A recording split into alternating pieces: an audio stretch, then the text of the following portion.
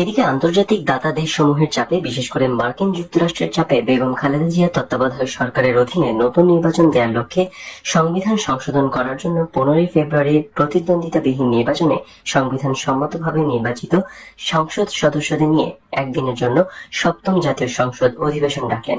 25 March 1996 সাল সকাল 10টায় একদিনের জন্য বেগম জিয়ার নেতৃত্বে সংবিধান সম্মতভাবে সপ্তম জাতীয় সংসদ অধিবেশন বসল। এই সপ্তম জাতীয় সংসদ তত্ত্বাবধায়ক সরকারের অধীনে নতুন নির্বাচন দেওয়ার জন্য সংবিধান সংশোধন করার জন্য বসেছে। সকাল 10টায় বেগম জিয়া সংসদ অধিবেশনে যোগ দেন। গভীর রাতে শেষ খবর পাওয়া পর্যন্ত বেগম খালেদা জিয়া সংসদ অধিবেশনেই ছিলেন। তারপর দিন 26 মার্চ স্বাধীনতা দিবস। সকাল 6:45টায় ধানমন্ডির 5 নম্বর থেকে বঙ্গবন্ধু কন্যা শেখ হাসিনা সাভার জাতীয় স্মৃতিসৌধে পুষ্পস্তবক অর্পণের জন্য রওনা হলেন।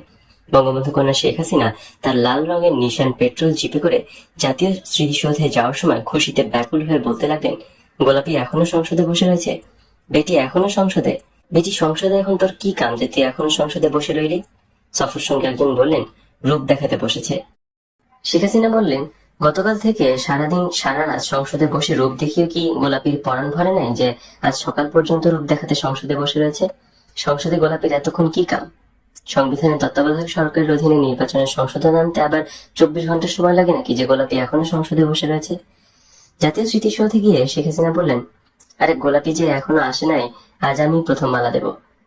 প্রথমে স্মৃতিসৌধে পুষ্পস্তবক দেওয়ার পর ঢাকার দিকে না এসে বঙ্গবন্ধু কন্যা শেখ হাসিনা সাভার থেকে কালিয়াকৈর গাজীপুরের রাস্তা ধরে যেতে থাকলেন।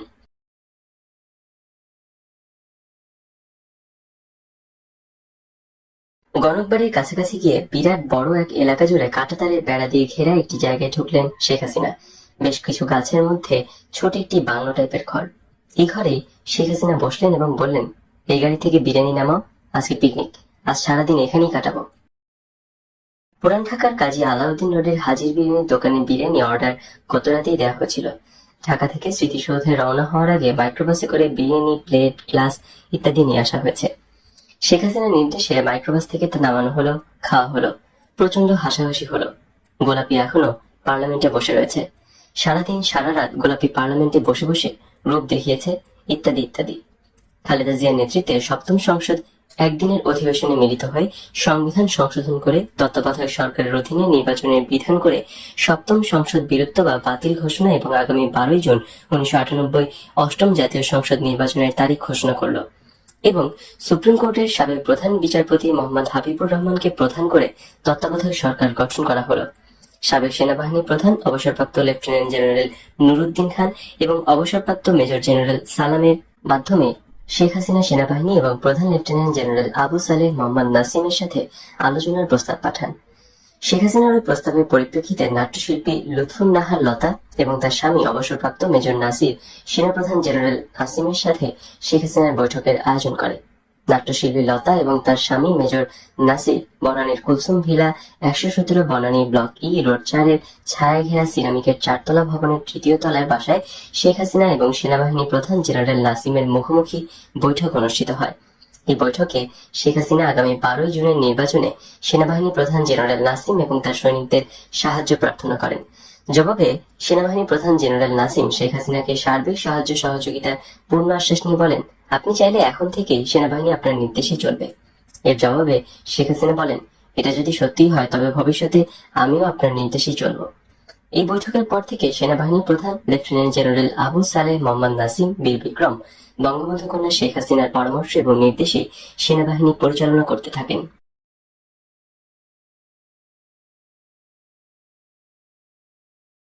1996-এর 12 জুনে নির্বাচনে প্রতিদ্বন্দ্বিতা করার জন্য বিভিন্ন রাজনৈতিক দল প্রার্থী মনোনয়ন দিল। আওয়ামী লীগও মনোনয়ন দিল। গোপালগঞ্জের 3টি আসন এবং বাগেরহাটের 2টি আসনের মোট ভোটারের প্রায় 65% ভোটার হিন্দু সম্প্রদায় হওয়ায় স্বাভাবিক কারণে এই 5টি আসনে আওয়ামী লীগের নৌকা মার্কা প্রার্থী ছাড়া অন্য কোনো দলের অন্য কোনো মার্কার প্রার্থী নির্বাচনে বিজয়ী হওয়ার কোনো সম্ভাবনা নেই এবং কোনো কালেই বিজয়ী হয়নি এবং হবেও না। 1 মকসুদপুর এবং কাশিয়ানী, 2 গোপালগঞ্জ ও কাশিয়ানী, 3 টুঙ্গিপাড়া ও কোটালীপাড়া, 4 মোল্লারহাট ও ফকিরের হাট, 5 বইটাঘাটা এবং ডাকব। এই 5টি আসনে যতদিন পর্যন্ত 65% হিন্দু সম্প্রদায় থাকবে ততদিন পর্যন্ত আওয়ামী লীগ প্রার্থী নৌকা মার্কায় একচেটিয়া ভাবে বিজয়ী হতে থাকবে। এই 5টি আসনের প্রার্থীদের এলাকার কোনো কাজ করতে হয় না।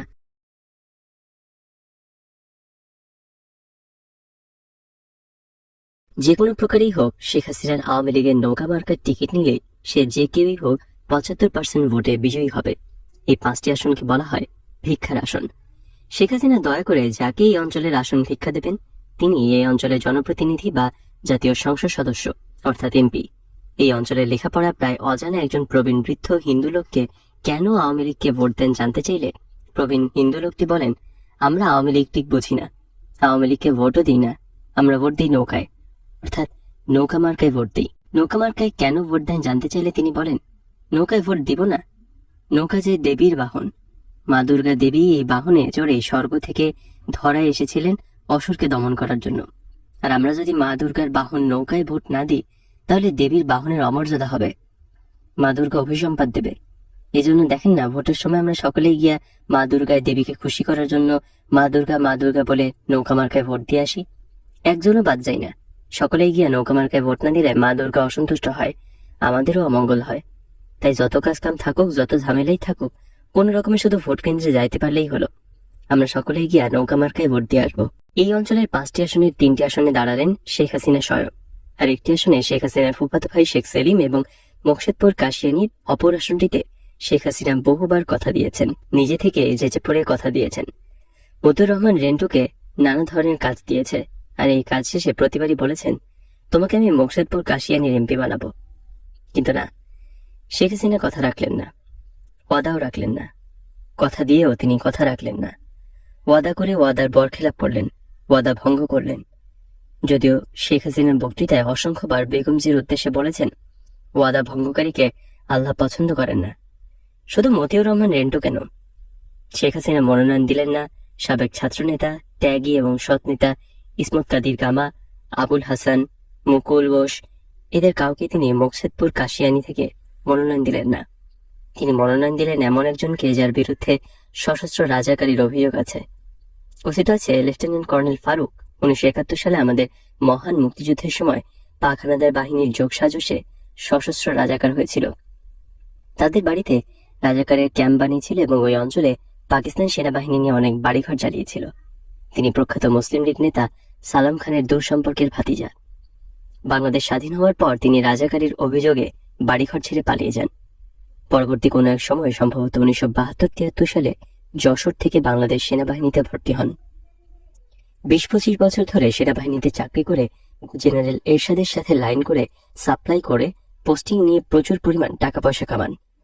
মতিউর রহমান রেন্টু, ইসমত কাদির গামা, আবুল হাসান, মুকুল বোস এরা সকলেই মুক্তিযোদ্ধা। এই মুক্তিযোদ্ধা এবং ত্যাগী নেতাদের বাদ দিয়ে শেখ হাসিনা মোকশেদপুর কাশিয়ানী থেকে মনোনয়ন দিলেন 71-এর রাজাকার এলপিআর লেফটেন্যান্ট কর্নেল ফারুক খানকে। কিন্তু কেন? সেনাবাহিনীতে চাকরিরত অবস্থায় অসৎ পথে উপার্জিত অর্থ থেকে লেফটেন্যান্ট কর্নেল ফারুক খান শেখ হাসিনাকে 1 কোটি টাকা দেন এবং এই নগদ 1 কোটি টাকার বিনিময়ে শেখ হাসিনা মোকশেদপুর কাশিয়ানী আসনটি এলপিআর এ আসা লেফটেন্যান্ট কর্নেল রাজাকার ফারুক খানের কাছে বিক্রি করেন। শেখ হাসিনা যেদিন আওয়ামী লীগের মনোনয়ন ঘোষণা করলেন, সেদিন তিনি নিজে থেকে মোট 4টি আসন থেকে নির্বাচনে প্রতিদ্বন্দ্বিতার ঘোষণা দেন। গোপালগঞ্জের 1টি, বাগেরহাটের 2টি এবং ঢাকার ডেমরা থেকে 1টি। এই মোট 4টি আসন থেকে শেখ হাসিনা নিজে নির্বাচনে প্রতিদ্বন্দ্বিতা করার ঘোষণা দেন। কিন্তু ঘোষণা দেওয়ার পরদিনই শেখ হাসিনা ঢাকার ডেমরা আসন থেকে তার প্রার্থিতা প্রত্যাহার করে নিলে ঢাকার মেয়র মোহাম্মদ হানিফের নেতৃত্বে কয়েকজন নেতা শেখ হাসিনাকে অনুরোধ করে বলেন, আপনি গোপালগঞ্জের বাগেরহাটের 3টি আসন থেকে দাঁড়ালেন, অথচ ঢাকার 1টি আসন থেকে নির্বাচনে দাঁড়ালেন না। 5টি আসন থেকে তো আপনি দাঁড়াতেই পারতেন। খালেদা জিয়া 5টি আসন থেকে দাঁড়িয়েছে, আপনিও 5টি আসন থেকেই দাঁড়ান। আপনি আমাদের নেত্রী, আপনি অন্তত ঢাকার 2টি আসন থেকে নির্বাচনে দাঁড়ান। জবাবে শেখ হাসিনা বললেন, গোপালগঞ্জ আর বাগেরহাটে তো 70% হিন্দু আছে, ঢাকার কত % হিন্দু আছে? হিন্দুরা ছাড়া মুসলমানরা আমাকে ভোট দেয় না। মুসলমানরা বেঈমান এবং অকৃতজ্ঞ, হিন্দুরা হলো ইমানদার, কৃতজ্ঞ। আমি হিন্দুদের উপর ভরসা করতে পারি, বিশ্বাস রাখতে পারি, কিন্তু মুসলমানদের বিশ্বাস করা যায় না, ভরসা করা যায় না। এই জন্যই তো আমি 70% হিন্দুদের অঞ্চল গোপালগঞ্জ আর বাগেরহাট থেকে 3 আসনে দাঁড়িয়েছি, কিন্তু ঢাকা থেকে 1টা আসনেও দাঁড়াইনি। যাও ডেমরা থেকে দাঁড়িয়েছিলাম, খোঁজখবর নিয়ে দেখলাম ডেমরায় তেমন হিন্দু নাই, তাই প্রত্যাহার করে নিছি। ঢাকার মেয়র হানিফ বললেন, এটা আপনার ভুল ধারণা। মুসলমানেরা ভোট না দিলে আপনার অন্যান্য প্রার্থীরা জেতে কিভাবে? বঙ্গবন্ধু কন্যা বললেন, মূলত হিন্দুদের ব্যাংক ভোটটা পুরাটা যায়, বাকি আত্মীয় স্বজন নিজস্ব লোক লস্কর দিয়ে গুতিয়ে গুতিয়ে কোনো রকমে বেরিয়ে আসে। হিন্দুরা না থাকলে আমি আমার দল একটি আসনও জিততে পারতাম না। হিন্দুরা যাতে নিরাপদে নির্বিঘ্নে ভোট দিতে পারে, এজন্যই তো আমি এত আন্দোলন সংগ্রাম করে তত্ত্বাবধায়ক সরকার আদায় করেছি।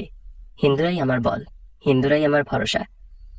নির্বাচনী প্রচারের কাজ দ্রুত এগিয়ে চলছে। সারা দেশ পোস্টার, প্ল্যাকার্ড, ফেস্টুন, ব্যানারে এবং দেয়াল লিখনে ছেয়ে গেছে। কোথাও এতটুকু জায়গা খালি নেই। প্রতিদিন প্রতি রাত চলছে মিটিং আর মিছিল। 1996 সালের এপ্রিল মাসের শেষ সপ্তাহে নাট্যশিল্পী লুৎফুন নাহার লতার মাধ্যমে সেনাবাহিনী প্রধান জেনারেল নাসিম শেখ হাসিনার কাছে সংবাদ পাঠালেন যে 25 মার্চ 1996 সপ্তম পার্লামেন্ট 24 ঘন্টারও বেশি বিরতিহীন অধিবেশনে সংবিধানে যে সংশোধনী আনা হয়েছে তাতে রাষ্ট্রপতির হাতে সেনাবাহিনীর সকল কর্তৃত্ব দেওয়া হয়েছে। অর্থাৎ সংশোধিত সংবিধান অনুযায়ী সেনাবাহিনীর সকল কর্তৃত্ব বিএনপির বর্তমান রাষ্ট্রপতি আব্দুর রহমান বিশ্বাসকে দেওয়া হয়েছে। তত্ত্বাবধায়ক সরকার প্রধান বিচারপতি মোহাম্মদ হাবিবুর রহমানের কাছে এবং সেনাবাহিনীর প্রধান জেনারেল নাসিমের কাছে সেনাবাহিনীর কোনো কর্তৃত্বই নেই। এই সংবাদ শোনার পর শেখ হাসিনা বললেন, ও এই জন্যই খালেদা জিয়া দিনরাত পার্লামেন্টে বসেছিল। খালেদা জিয়া 24 ঘন্টারও বেশি সময় ধরে সংসদ অধিবেশনে বসে এই কুকীর্তি করেছে। আমি তো আগে বুঝিনি, আগে চিন্তা করিনি। এরপর শেখ হাসিনা উত্তেজিত হয়ে বললেন, কিসের সংবিধান, কিসের সংশোধনী? আমি যা বলবো জেনারেল নাসিমকে তাই করতে হবে। জেনারেল নাসিম আমাকে কথা দিয়েছে, আমি যা বলবো, আমি যে নির্দেশ দেব নাসিম সেভাবেই সেনাবাহিনী চালাবে। লতা, তুমি যাও, সেনাবাহিনী প্রধান জেনারেল নাসিমকে বলো আমি যেভাবে বলবো, যা বলবো সে যেন সেভাবেই তা করে। বাকি সব দায়িত্ব আমার, আমি বুঝবো। সংবিধান অনুযায়ী সেনাবাহিনীর পুরো কর্তৃত্ব এবং দায় দায়িত্ব রাষ্ট্রপতি আব্দুর রহমান বিশ্বাসের। কিন্তু সেনাবাহিনী প্রধান জেনারেল নাসিম বীরবিক্রম প্রতিদিন প্রতি মুহূর্তে শেখ হাসিনার নির্দেশে সেনাবাহিনী পরিচালনা করতে লাগলেন। দ্বৈত নির্দেশনার কারণে ভেতরে ভেতরে সেনাবাহিনীর সংকট সৃষ্টি হলো। রাষ্ট্রপতি রহমান বিশ্বাস সেনা কর্মকর্তাদের কোনো নির্দেশ দিলে সেনাপ্রধান জেনারেল নাসিম শেখ হাসিনার নির্দেশে তার বিপরীত নির্দেশ দিতে লাগলেন। এমনকি রাষ্ট্রপতি রহমান বিশ্বাস কোনো সেনা কর্মকর্তাকে বদলির নির্দেশ দিলে শেখ হাসিনার নির্দেশে জেনারেল নাসিম পাল্টা বদলির নির্দেশ দিতে শুরু করলেন।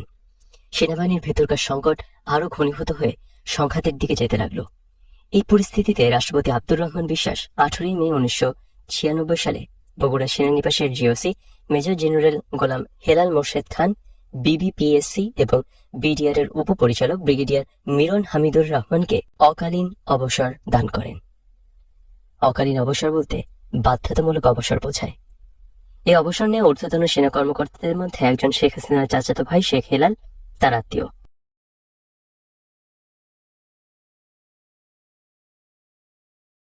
পাল্টা ব্যবস্থা হিসেবে শেখ হাসিনা 4 জন ঊর্ধ্বতন সেনা কর্মকর্তাকে অবসর দেওয়ার নির্দেশ দিলে সেনাবাহিনী প্রধান general Nasim, major general Mohammad Abdul Matin, major general Subid Ali Bhuiyan, brigadier Abdur Rahim এবং কর্নেল আব্দুস সালাম এই 4 জন ঊর্ধ্বতন সেনা কর্মকর্তাকে অবসরের নির্দেশ দেন।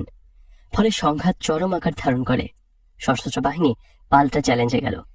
সাংবিধানিকভাবে সেনাবাহিনী পূর্ণ কর্তৃত্বের অধিকারী রাষ্ট্রপতি আব্দুর রহমান বিশ্বাস সেনাবাহিনী প্রধান জেনারেল নাসিমকে অবসর দানের সিদ্ধান্ত নিলে 19 মে 1996 শেখ হাসিনা জেনারেল নাসিমকে তার সমর্থনে সারা দেশ থেকে ঢাকায় সেনাবাহিনী মার্চ করানোর নির্দেশ দিলেন। শেখ হাসিনার এই নির্দেশ পাওয়ার পর সেনাবাহিনী প্রধান জেনারেল আবু সালেহ মোহাম্মদ নাসিম 19 মে দিবাগত রাত 2টার পর ঢাকার বাইরে সমস্ত সেনা ইউনিটকে তার সমর্থনে ঢাকায় মার্চ করার নির্দেশ দেন। এর কয়েক ঘন্টা পর 20 মে সকাল 8টায় বেসরকারি বিমান অ্যারো বেঙ্গলে করে বঙ্গবন্ধু কন্যা শেখ হাসিনা সেনাবাহিনী প্রধান জেনারেল নাসিমকে অবহিত না করে চুপিসারে কক্সবাজারের উদ্দেশ্যে ঢাকা ত্যাগ করেন। এদিকে সেনাবাহিনী প্রধান জেনারেল নাসিমের নির্দেশ পেয়ে বগুড়া, রংপুর, যশোর, ময়মনসিংহ প্রভৃতি ক্যান্টনমেন্ট থেকে সেনাবাহিনী ঢাকার দিকে রওনা হয়। সেনাবাহিনী প্রধান জেনারেল নাসিমের নির্দেশ এবং সমর্থনে ঢাকার বাইরে থেকে যেসব সৈনিকদের আসা তাদের মূল নেতৃত্ব দেন Mymensingh brigade commander brigadier Zillur Rahman এবং বগুড়ার brigade commander brigadier Shafi Mehboob. এই পরিস্থিতিতে রাষ্ট্রপতি আব্দুর রহমান বিশ্বাস সেনাবাহিনী প্রধান জেনারেল নাসিমকে বরখাস্ত করে সিজিএস অর্থাৎ chief of general staff major general Mahbubur রহমানকে লেফটেন্যান্ট জেনারেল পদে উন্নতি দিয়ে নতুন সেনাবাহিনী প্রধান পদে নিয়োগ দেন। কিন্তু লেফটেন্যান্ট জেনারেল মোহাম্মদ নাসিম তার বরখাস্তের আদেশ এবং নতুন সেনাবাহিনী প্রধান পদে জেনারেল মাহবুবুর রহমানের নিয়োগ প্রত্যাখ্যান করে নিজেকেই সেনাবাহিনী প্রধান দাবি করতে থাকেন এবং পরবর্তী নির্দেশের জন্য শেখ হাসিনার সাথে বারবার যোগাযোগের ব্যর্থ চেষ্টা করতে থাকেন।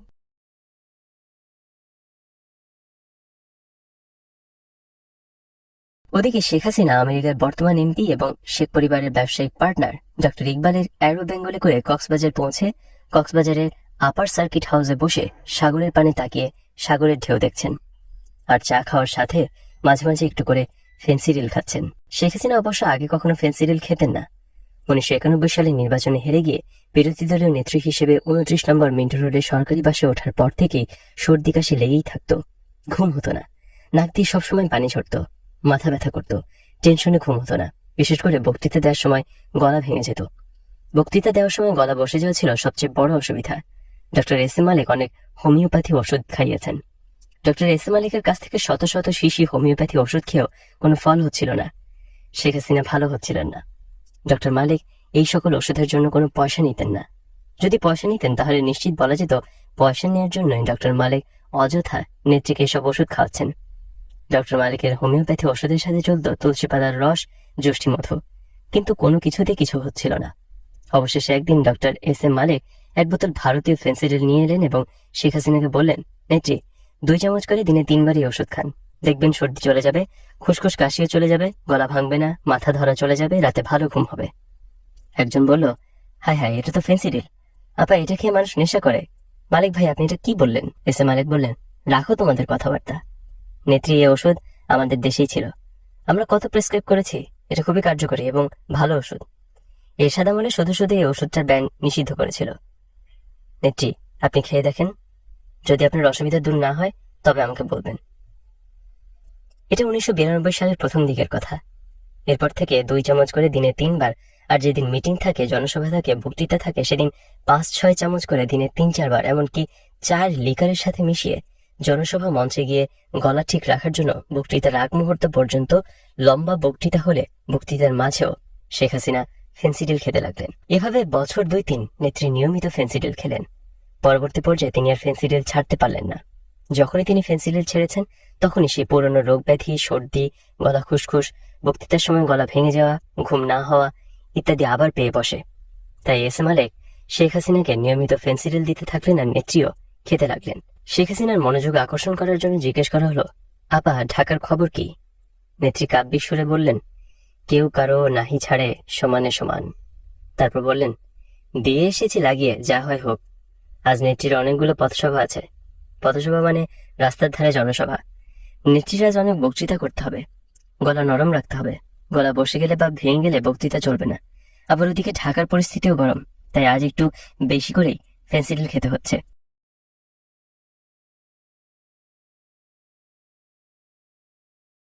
বেলা 11টায় কক্সবাজারে জনসভা শুরু হলো। এর মধ্যে ঢাকার পরিস্থিতি গুরুতর অবনতির সংবাদ এলো।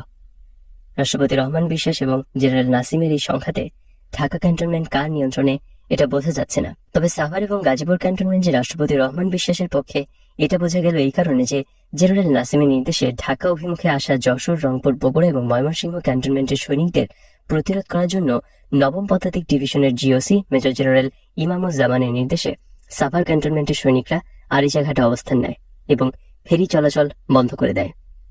নদী পার হওয়ার অপেক্ষায় থাকা দৌলতদিয়া ঘাটের এবং নগরবাড়ি ঘাটের সৈনিকদের নদী পার হওয়ার চেষ্টা করলে ডুবিয়ে দেওয়া হবে বলে ওয়্যারলেসের মাধ্যমে হুঁশিয়ারি করে দেয়। এদিকে ময়মনসিংহ থেকে আসা সৈনিকদের রাস্তায় ব্যারিকেড দিয়ে গাজীপুরের সৈনিকরা আটকিয়ে দেয়। কুমিল্লার ময়নামতি, চিটাগাং, বান্দরবান প্রভৃতি ক্যান্টনমেন্টের অবস্থা বোঝা যায় না। শেখ হাসিনা ইতিমধ্যে 7টি পথসভায় বক্তৃতা করেছেন। ঢাকা থেকে খবর এলো ঢাকার রাস্তায় ট্যাঙ্ক নেমেছে। কিন্তু কার পক্ষে নেমেছে, অর্থাৎ লড়াইয়ে কে জিতেছে, জেনারেল নাসিম নাকি রাষ্ট্রপতি রহমান বিশ্বাস? এটা কিছুতেই নিশ্চিত হওয়া গেল না। এই পরিস্থিতিতে শেখ হাসিনা পথসভার কর্মসূচি বাতিল করে দেন এবং কোথায় পালাবেন সেই চিন্তায় এবং চেষ্টায় ব্যস্ত হয়ে পড়েন। কেউ বলেন টেকনাফে, কেউ বলেন বান্দরবানে, কেউ বলেন চিটাগাঙে। আওয়ামী লীগের বান্দরবানের বর্তমান এমপি পীর বাহাদুর বঙ্গবন্ধু কন্যা শেখ হাসিনাকে বান্দরবানে নিয়ে যেতে থাকলে চিটাগাং সিটি কর্পোরেশনের মেয়র মহিউদ্দিন, বর্তমানে শেখ হাসিনার মন্ত্রী মান্নান, বিমানমন্ত্রী ইঞ্জিনিয়ার মোশাররফ হোসেন শেখ হাসিনা সহ সকলকে চিটাগাং সার্কিট হাউসে নিয়ে তোলেন। চিটাগাং সার্কিট হাউসের ভিআইপি রুমে বঙ্গবন্ধু কন্যা শেখ হাসিনা, মেয়র মহিউদ্দিন, চিটাগাং আওয়ামী লীগ সভাপতি বর্তমান শ্রমমন্ত্রী মান্নান, কেন্দ্রীয় নেত্রী অ্যাডভোকেট সাহারা খাতুন, কেন্দ্রীয় নেতা ডক্টর মোস্তফা মহিউদ্দিন জালাল সহ কয়েকজন বসে টেলিভিশন দেখছেন। দেশের এই সংকটময় মুহূর্তে করণীয় কি সে বিষয়ে বঙ্গবন্ধু কন্যা শেখ হাসিনা বেমালুম নিশ্চুপ। টেলিভিশন দেখা ছাড়া এই সংকটময় মুহূর্তে আর যেন কোনো কাজ নেই। শুধু ঢাকায় একটা ফোন করে শেখ রেহানাকে বাসা ছেড়ে অন্য জায়গায় থাকার কথা বলেই তিনি নিশ্চুপ, নির্বিকার। অ্যাডভোকেট সাহারা খাতুন জিজ্ঞেস করল, নেত্রী, আমাদের করণীয় কি? নেত্রী উত্তরে আমতা আমতা করলেন। ঢাকা থেকে আসা নেত্রীর সফর সঙ্গী মোটরসাইকেল আরোহী বলল, আমাদের এখন উচিত জেনারেল নাসিমের পক্ষে মিছিল বের করা। অ্যাডভোকেট সাহারা খাতুন জানতে চাইলেন, কি জন্য জেনারেল নাসিমের পক্ষে মিছিল বের করা উচিত? আমি বললাম, এই জন্য মিছিল বের করা উচিত, জেনারেল নাসিম বিএনপির রাষ্ট্রপতি রহমান বিশ্বাসের প্রতিপক্ষ, মানে বিএনপির প্রতিপক্ষ। জেনারেল নাসিমকে সেনাবাহিনী প্রধান করে রাখতে পারলে সেনাবাহিনীতে চেক অ্যান্ড ব্যালেন্স থাকবে, আর জেনারেল নাসিমের পতন ঘটলে বিএনপির আগামী 12 জুনের নির্বাচনের প্রভাব পড়বে। ঠিক আছে, নাসিমের পক্ষে মিছিল বের করেন। এই বলেই বঙ্গবন্ধু কন্যা শেখ হাসিনা বেডরুমে ঢুকে পড়লেন। চিটাগাংয়ের মেয়র মহিউদ্দিন, সভাপতি মান্নান মিছিল বের করতে অস্বীকৃতি প্রকাশ করলে, তাদের মিছিল বের করার জন্য চাপাচাপি করলে তারা বলেন, এখন কোথায় লোকজন পাবো? মিছিলের স্লোগান কি হবে? ঢাকা থেকে আগত নেত্রী সফর সঙ্গী মোটরসাইকেল আরোহী বলল, যে কিছুর বিনিময়ে মিছিল করতে হবে, নইলে 12 জুন নির্বাচনে আবারও ক্ষমতায় যেতে চান।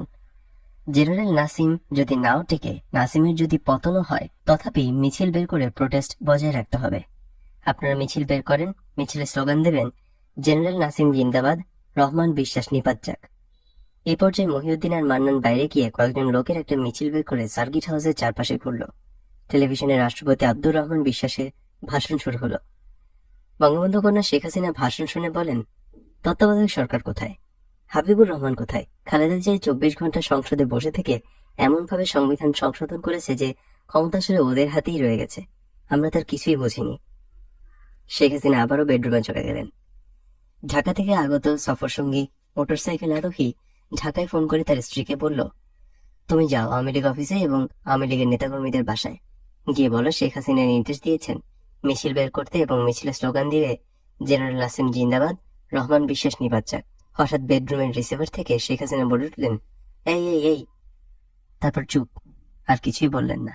অর্থাৎ নেত্রী বেডরুমের রিসিভার তুলে এতক্ষণ কথাগুলি আড়ি পেতে শুনছিলেন। টেলিভিশনে তত্ত্বাবধায়ক সরকার প্রধান বিচারপতি হাবিবুর রহমানের বক্তৃতা নেত্রী শুনলেন এবং আবারও বেডরুমে চলে গিয়ে নজিব এবং বাহাউদ্দিন নাসিম বঙ্গবন্ধু কন্যাকে সার্কিট হাউসে ছেড়ে অন্যত্র পালিয়ে যেতে পরামর্শ দিলে তিনি বলেন, আমি কোথায় যাব? তার চেয়ে দেখো কি হয়। এ বলে শেখ হাসিনা আরও পুরো আধা বোতল ফেন্সিডিল খেয়ে শুয়ে পড়লেন। মাঝরাতে মোটামুটি নিশ্চিত হওয়া যায় যে জেনারেল নাসিম এই লড়াইয়ে পরাজিত। সকালবেলা বঙ্গবন্ধু কন্যা শেখ হাসিনা বলেন, নাসিম পরাজিত হয়েছে, ভালো হয়েছে। ওকে আমি ফেব্রুয়ারি মাসে ক্ষমতা নিতে বলেছিলাম, তখন ভাব দেখিয়েছে। পরাজিত হয়েছে, ঠিক হয়েছে। সকাল 9টায় ফ্লাইটে বঙ্গবন্ধু কন্যা শেখ হাসিনা চট্টগ্রাম থেকে ঢাকায় ফিরলেন। সেনাবাহিনী প্রধান লেফটেন্যান্ট জেনারেল আবু সালেহ মোহাম্মদ নাসিম বরখাস্ত এবং গ্রেপ্তার হলেন। এরপর থেকে আর কোনোদিন বঙ্গবন্ধু কন্যা শেখ হাসিনা জেনারেল নাসিমের নাম বিন্দু বিসর্গ উচ্চারণ করলেন না। 12 জুন 1996 নজিরবিহীন দৃষ্টান্ত স্থাপন করে জাতীয় সংসদ নির্বাচন অনুষ্ঠিত হল। নর নারী নির্বিশেষে জনগণ স্বতঃস্ফূর্তভাবে হাসতে হাসতে ভোট কেন্দ্রে গেল, হাসতে হাসতে নিজেদের ভোট দিল, আবার হাসতে হাসতে ঘরে ফিরে এলো। সন্ধ্যার পর বাংলাদেশ টেলিভিশনে নির্বাচনী ফলাফল ঘোষণা শুরু হলো। প্রথম দিকে দেখা যায় আওয়ামী লীগ বেশ এগিয়ে রয়েছে, রাত 10টার পর আবার দেখা যায় বিএনপি বেশ এগিয়ে রয়েছে। প্রথম দিকের ঘোষিত নির্বাচনী ফলাফলে বঙ্গবন্ধু কন্যা শেখ হাসিনা সহ উপস্থিত সকলেই বেশ পুলকিত হতে থাকেন। কিন্তু রাত 10টার পরে ঘোষিত ফলাফলে সকলেই চিন্তিত হয়ে পড়েন। রাত প্রায় 12টার দিকে বঙ্গবন্ধু কন্যা শেখ হাসিনা তার উপর হামলা হতে পারে এই কথা বলে তার বাসায় উপস্থিত সকলকে চলে যেতে বলেন। বাইরে সকলে চলে যাওয়ার ফলে শেখ হাসিনা ধানমন্ডি 5 নম্বর রোডের 54 নম্বর বাসাটি নীরব হয়ে যায়। রাত 1টার দিকে প্রধান নির্বাচন কমিশনার মোহাম্মদ আবু হেনা অন্য একজনকে সঙ্গে নিয়ে শেখ হাসিনার বাসায় আসেন এবং প্রায় 1 ঘন্টা একান্ত গোপন বৈঠক শেষে চলে যান। নির্বাচনের চূড়ান্ত ফলাফলে দেখা গেল অন্য দলের চেয়ে আওয়ামী লীগ সবচেয়ে বেশি সিট পেয়েছে। কিন্তু বঙ্গবন্ধু কন্যা শেখ হাসিনা হিসেব করে দেখলেন বিএনপি, জাতীয় পার্টি, জামাত এবং জাসদের যদি একত্রিত হয়ে যায় তাহলে আওয়ামী লীগের চাইতে 1টি সিট বেশি হয়ে যায়, অর্থাৎ আওয়ামী লীগ 1 সিট কম পায়। সেক্ষেত্রে আওয়ামী লীগের পরিবর্তে বিএনপি, জাতীয় পার্টি আর জাসদের আসম রব এই জোট বা সম্মিলিত দলগুলো সরকার গঠন করতে পারে এবং সংসদের সংরক্ষিত 30টি মহিলা সিট অনায়াসে নিজেদের মধ্যে ভাগাভাগি করে নিতে পারে। বঙ্গবন্ধু কন্যা শেখ হাসিনা এই হিসাব নিকাশের পর শুধু বলতে থাকেন, আবু হেনা আমার সাথে ছলনা করলো, প্রতারণা করলো, আমার কথা রাখলো না, আমার কথা মতো কাজ করলো না। এরপর 15 জুন সন্ধ্যাবেলায় শেখ হাসিনা জাসদ নেতা এবং জাসদের একমাত্র পরিচিত নির্বাচিত সংসদ সদস্য আসম রবকে যে কোনো প্রকারে ছলে বলে কৌশলে তার বাসায় নিয়ে আসার নির্দেশ দেন।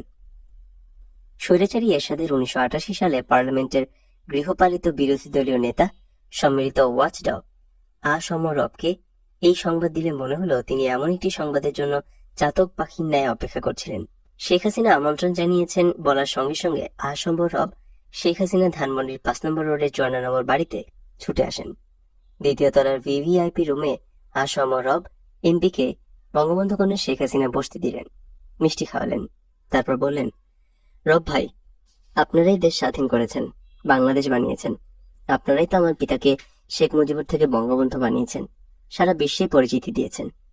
এইসবের মূল্যে ব্যক্তিগতভাবে আপনার অবদান রয়েছে সবচেয়ে বেশি। আসম রব বললেন, আপনি তো তখন রাজনীতিতে ছিলেন না, কাজে আপনি জানেন না। আমরা কখনোই বঙ্গবন্ধুর বিরোধিতা করতে চাইনি, আর আমি ব্যক্তিগতভাবে তো কখনোই বঙ্গবন্ধুর বিরোধিতা করিনি। বঙ্গবন্ধুর চারপাশে যারা ছিল এবং আমার সাথে গুটি কয়েক, এরাই আমাদের মধ্যে দূরত্ব সৃষ্টি করে দিয়েছিল। আসলে বঙ্গবন্ধুই আমাদের প্রকৃত নেতা ছিলেন, আর আমরাই বঙ্গবন্ধুর প্রকৃত লোক ছিলাম।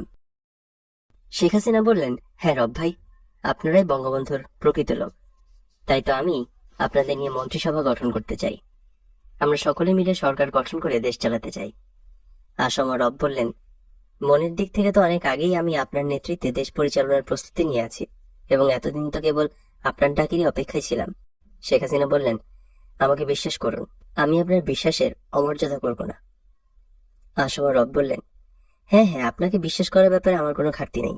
আপনি বঙ্গবন্ধু কন্যা, আপনাকে কি অবিশ্বাস করা যায়? উপস্থিত নজিব আহমেদ নজিব, বাহাউদ্দিন নাসিম, নকিব আহমেদ মানু, কানিজ আহমেদ, রামমোহন দাস, মৃণাল কান্তি দাস, আনাম, সেন্টুদের দিকে তাকিয়ে আসম রব বললেন, আমার নেত্রীর সঙ্গে একটু একা কথা বলতে চাই। বঙ্গবন্ধু কন্যা শেখ হাসিনা উপস্থিত সকলকে বললেন, তোমরা এখন বাইরে যাও। সবাই বাইরে চলে এলো। বঙ্গবন্ধু কন্যা শেখ হাসিনা আর জাসদ নেতা আসম রব ভিতরে একান্তে কথা বলছেন। মিনিট 5 পরে বঙ্গবন্ধু কন্যা শেখ হাসিনা কলম এবং 2টি কাগজ চাইলেন। একটি কলম এবং 2টি কাগজ ভেতরে দেয়া হলো। বাইরে থেকে বোঝা গেল শেখ হাসিনা এবং আসম রব নিজেদের মধ্যে একটা লিখিত চুক্তিনামা করলেন। মিনিট 15 পরে আসম রব চলে গেলেন। শেখ হাসিনা ঘোষণা করলেন, আসম রবকে ম্যানেজ করা গেছে, এবার হয়তো সরকার গঠন করতে পারবো। পরদিন সকালে রামমোহন দাস একটি হিসেব নিয়ে এসে বঙ্গবন্ধু কন্যা শেখ হাসিনাকে বোঝালেন যে বিএনপি, জাতীয় পার্টি, জামাতে ইসলাম, জাসদের রব এবং একমাত্র স্বতন্ত্র এমপি কুষ্টিয়ার মকবুল হোসেনও যদি একজোটভুক্ত হয়, তাহলেও আওয়ামী লীগের সংখ্যাগরিষ্ঠতা থাকে এবং আওয়ামী লীগ সরকার গঠন করতে পারে। কারণ একাধিক আসন থেকে বিজয়ী সংসদ সদস্যদের সংবিধান অনুযায়ী শপথ নেওয়ার পূর্বে একটিমাত্র আসন বা সিট রেখে বাকি আসন বা সিট ছেড়ে দিতে হবে এবং ছেড়ে দেয়া আসন সিট শূন্য ঘোষিত হবে। অর্থাৎ এক ব্যক্তি যতগুলো আসন বা সিটে বিজয়ী হোক না কেন, এক ব্যক্তিকে একজন এমপি হতে হবে এবং একজন এমপি হিসেবেই ধরা হবে। সেদিক থেকে বিএনপি, জাতীয় পার্টি, জাসদ, জামায়াত এবং স্বতন্ত্র জোটের আসন ছাড়তে হয় 11টি, আওয়ামী লীগের 4টি। শপথ নেওয়ার পূর্বে ছেড়ে দেওয়া আসন বাদ দিয়ে হিসেব করলে দেখা যায় আওয়ামী লীগের একারই উল্লেখিত জোটের চাইতে 1 আসন বেশি থাকে। শেখ হাসিনা এই হিসেব বোঝার পর বলে উঠলেন, ওরে হারামজাদা, আগে কইছিলি, এখন সব শেষ। রব ভাওতাবাজি দিয়ে আমার কাছ থেকে লিখিত নিয়ে গেছে, এখন আর তা পাল্টানো যাবে না। হারামজাদা, আর আগে কি করলি, এখন কি করি? রবের কাছে আমার লিখিত আছে।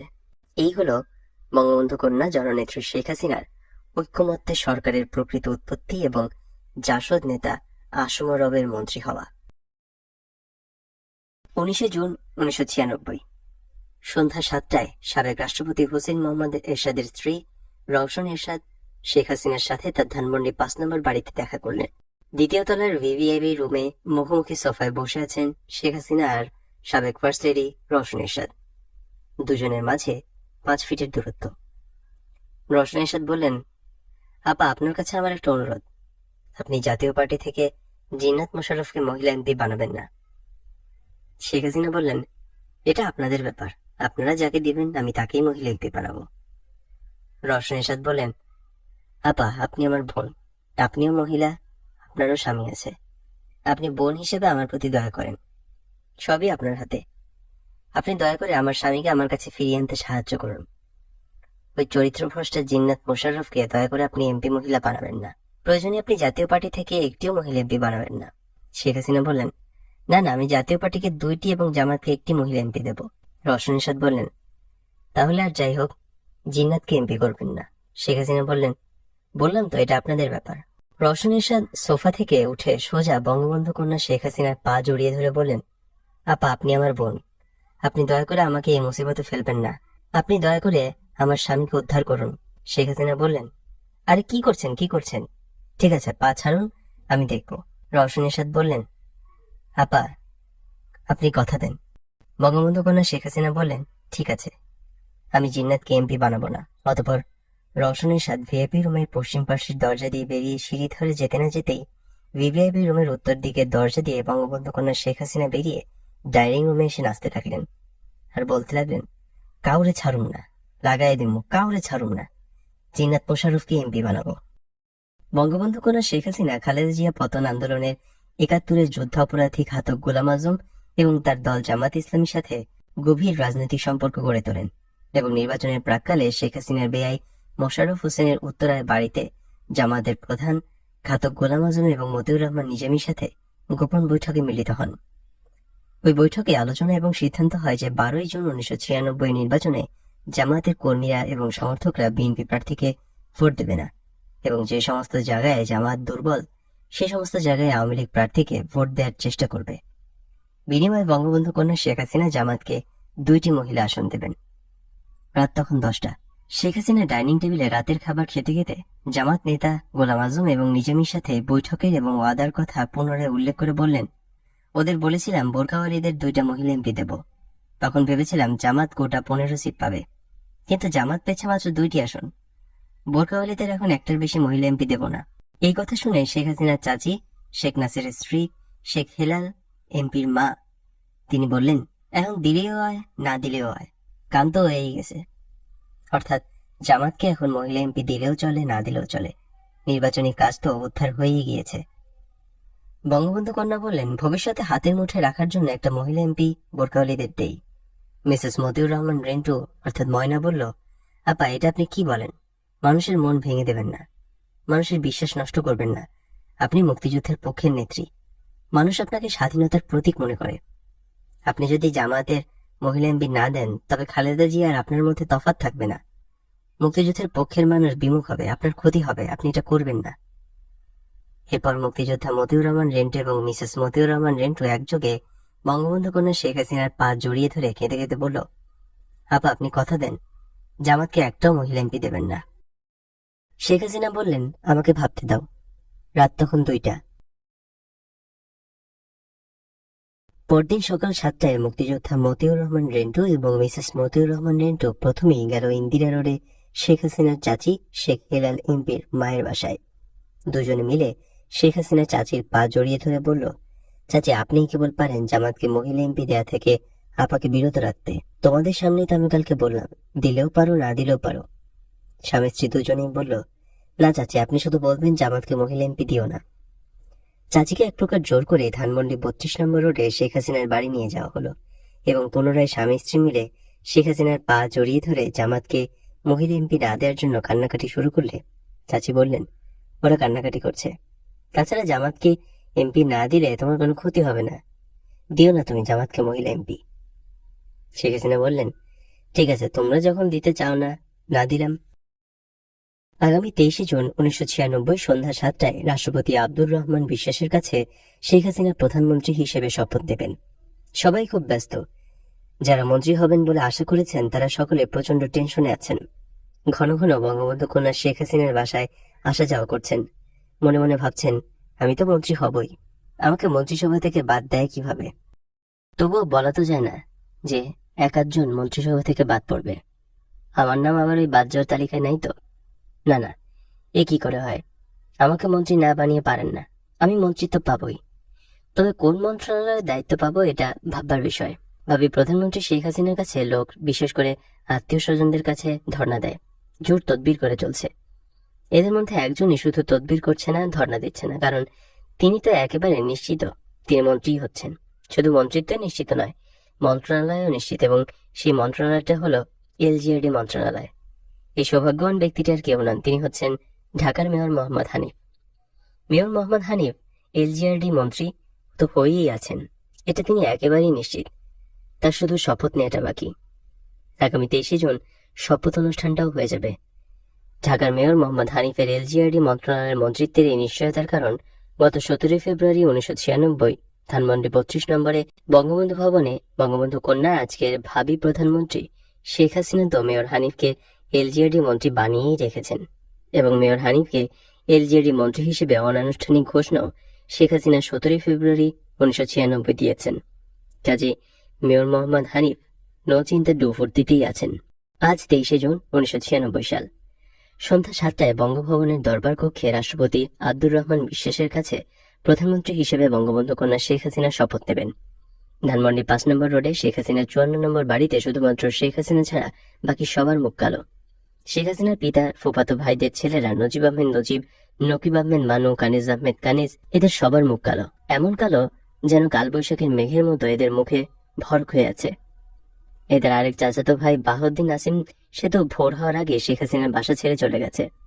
বাড়ির চাকর বাকর, পিয়ন, গাড়ির ড্রাইভার, বাবুর্চি, এমনকি যারা দীর্ঘ 16-17 বছর শেখ হাসিনার সাথে থাকতে থাকতে শেখ হাসিনার আত্মীয়র মতো হয়ে গেছে, শেখ হাসিনার পরিবারের সদস্য হয়ে গেছে, তাদের চোখেও জল, তাদের মুখও ভীষণ মলিন, ভীষণ কালো।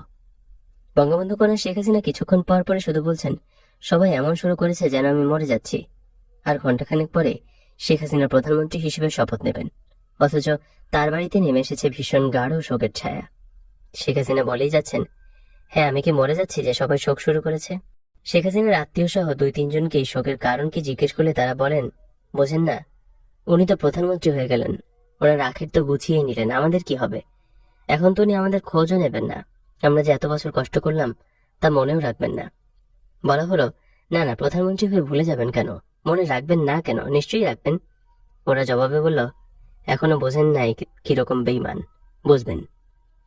সন্ধ্যা 7টায় বঙ্গভবনের দরবার কক্ষে প্রবেশ করা হলো। আওয়ামী লীগের সমস্ত এমপিরা এসেছেন, বিচারপতিগণ এসেছেন, 3 বাহিনী প্রধান এসেছেন, প্রশাসনের কর্মকর্তা, গণ্যমান্য ব্যক্তিগণ সবাই এসেছেন। নতুন পায়জামা পাঞ্জাবের মুজিব কোট পরে এসেছেন ঢাকার মেয়র মোহাম্মদ হানিফ। তিনি সাধারণত মুজিব কোট পরেন না, কিন্তু তিনি তো নিশ্চিত যে তিনি আজ মন্ত্রিত্বের শপথ নিচ্ছেন। বঙ্গবন্ধু কন্যা শেখ হাসিনা গত 17 ফেব্রুয়ারি তাকে মন্ত্রী বলে ঘোষণা দিয়েছে, কাজে তিনি আজ মুজিব কোট পরে এসেছেন। তিনি জনতার মঞ্চ তৈরি করেছেন, খালেদা জিয়া সরকারের পতন ঘটিয়েছেন, জনতার মঞ্চের নায়ক তো তিনি। এই সমস্ত দিক দিয়ে ঢাকার মেয়র হানিফ আজকের অনুষ্ঠানের মধ্যমণি না হলেও কম গুরুত্বের না।